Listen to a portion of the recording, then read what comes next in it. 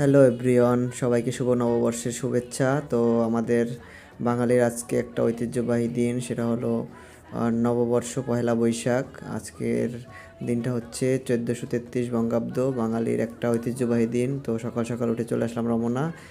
তো রমনা গিয়ে চলে আসলাম মহিলা ও সাংস্কৃতিক মন্ত্রণালয়। এখানে গিয়ে দেখি ছোট ছোট বাচ্চারা খুব সুন্দরভাবে বিভিন্ন খাবার এবং বিভিন্ন সাজের যে জিনিসগুলো থাকে, মেনলি মেয়েদের যে সাজসজ্জার যে জিনিসগুলো, চুড়ি, ছোনো, পাউডার, আলতা, এই ধরনের কসমেটিক আইটেম কিছু বাচ্চারা বিক্রি করতেছে। আবার পিঠা আছে। তো আজকে নববর্ষের ঐতিহ্যবাহী একটা খাবার হলো পিঠা, পিঠা উৎসব। তো পিঠাও দেখা যাচ্ছে সুন্দর সুন্দর ফুল, এবং ছোট ছোট বাচ্চারা এই গরমে পাখা এবং বাচ্চাদের খেলনা এগুলো বিক্রি করতেছে। তো এর ভিতর দিয়ে আজকের দিনটা উদযাপিত হবে। তো আমরা এখন এখান থেকে কিছু পিঠা কিনলাম, কিনে ওই পাশে গিয়ে আমরা এখন পিঠাগুলো খাবো। তো তোমরাও যদি খাইতে মন চায়, তোমরা আমারে কমেন্ট করে জানাও, আমি চেষ্টা করবো তোমাকে কিছু পিঠা খাওয়ানোর।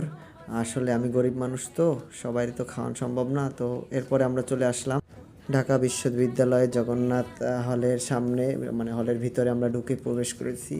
তো দেখেন বন্ধুরা, কত সুন্দর আজকে সবাই পয়লা বৈশাখ উপলক্ষে এখানে ঘুরতে এসেছে। তো ভিডিওটা অনেক বড় হয়ে যাবে, যার জন্য আমি টাইম দিয়েছি। সব কিছু আসলে তো আপনাদের এভাবে দেখাইতে পারতেছি না, আর যতটুকু সম্ভব আমি দেখাবো। এখন আমরা চলে যাচ্ছি পান্তা আর ইলিশ, যে খাবারটা রয়েছে ঐতিহ্য খাবার পান্তা ইলিশ।